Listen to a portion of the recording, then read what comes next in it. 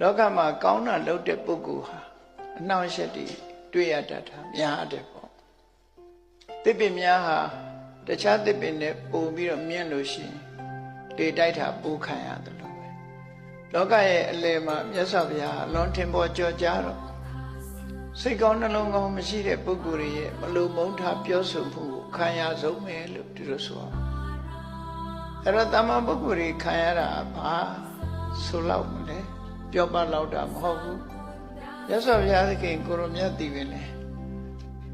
တရားတော်ရဲ့ကျိုးစီးပွားကိုဆောင်ရွက်နေတဲ့အချိန်မှာလူသားတွေက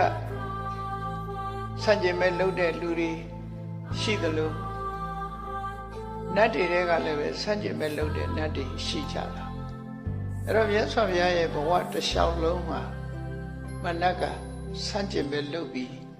အမြဲတမ်းနှောက်ယှက်မှုတွေကိုပေးတာမာရတန်ယုတ်ဆိုတဲ့မှတ်တမ်းတင်ထားတဲ့တယရဏိကေလကျမ်းတစ်ကျမ်း25တုပ်ကိုမှတ်တမ်းတင်ထားတာဒီတဲ့ပို့ပြီးတော့လည်းရှိ